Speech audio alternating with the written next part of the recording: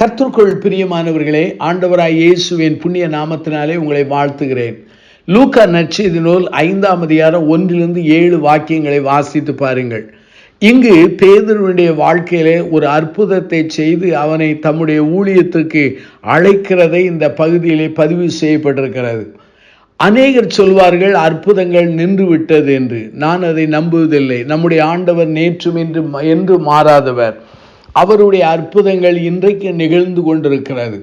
என்னாலே உங்களாலே அற்புதங்களை நிகழ்த்த முடியாது, இயேசுவால் அற்புதங்களை நிகழ்த்த முடியும். அற்புதம் என்றால் என்ன? நம்முடைய வாழ்க்கையிலே நம்மால் முடியாதது, மனிதனால் முடியாததை ஆண்டவரால் செய்வார். ஆனால் அதுதான் அற்புதம். நம்முடைய வாழ்க்கையிலே எங்கெங்கெல்லாம் தோல்விகள் நடந்ததோ அந்த இடத்திலே ஜெயத்தை தருவாரானால் அற்புதம் ஆகும். அற்புதமானது நம்முடைய வாழ்க்கையிலே இழந்து போன நம்பிக்கையை, உறுதியை புதுப்பிக்கிறது. அற்புதமானது நீண்ட காலமாய் எதிர்பார்த்த அந்த காரியத்தை ஒரு நிமிடத்திலே அதை சாதித்து விடுகிறது. ஒரு அற்புதமாகும். அருமையானவர்களே, இந்த லூக்கா 5ஆம் அதிகாரம் 1-7 வாக்கியங்களை வாசித்தால் இந்த பகுதியிலிருந்து அற்புதத்தை குறித்து சில காரியங்களை நான் சொல்ல விரும்புகிறேன். ஆண்டவராகிய இயேசுவினுடைய கிருபையும் இரக்கமும் இன்றும் செயல்பட்டு கொண்டிருக்கிறது. பேதுரு ஆண்டவரை தன்னுடைய படகிலே அவன் வருந்தி அழைக்கவில்லை. ஆண்டவரே அவனுடைய படகிலே ஏறினார் என்பதை திருமறையிலே சொல்லப்படுகிறது. ஆகவே யோசேப்பின் வாழ்க்கையிலே பார்வோனுக்கு அடுத்த ஸ்தானத்திலே தான் வருவேன் என்று அவன் எதிர்பார்த்ததில்லை. ஆனால் ஆண்டவர் அதை தன் கிருபையினாலே செய்தார். அதே சமயத்தில் இயேசுவின் தாயாகிய மரியாள் இயேசுவுக்கு தாயாய் மாறுவாள் என்று அவள் எதிர்பார்த்ததில்லை. கிருபையினாலே அவளுக்கு அந்த பாக்கியம் கிடைத்தது. எலிசா என்பவன் ஏர் மாடுகளை உழுது கொண்டிருந்தான்.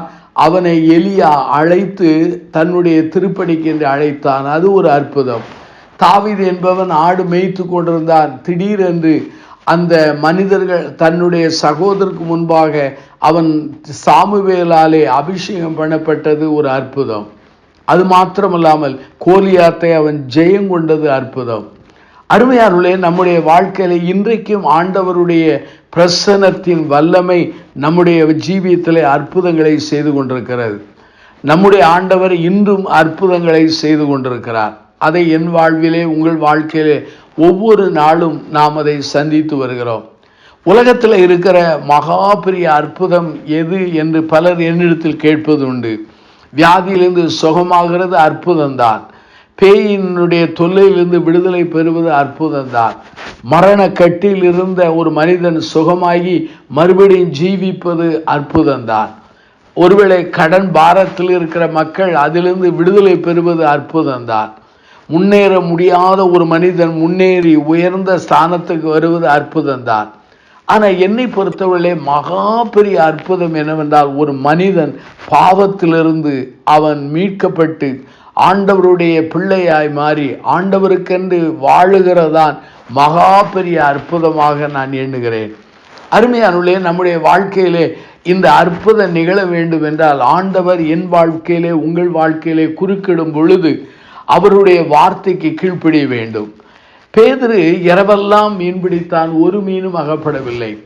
ஆண்டவராகிய கர்த்தர் பிரசங்கித்து முடித்த போது சொல்கிறார், இதோ படகை தள்ளி கொண்டு போய் ஆழத்திலே கொண்டு போய் வலையை போடுங்கள் என்று சொன்னார்.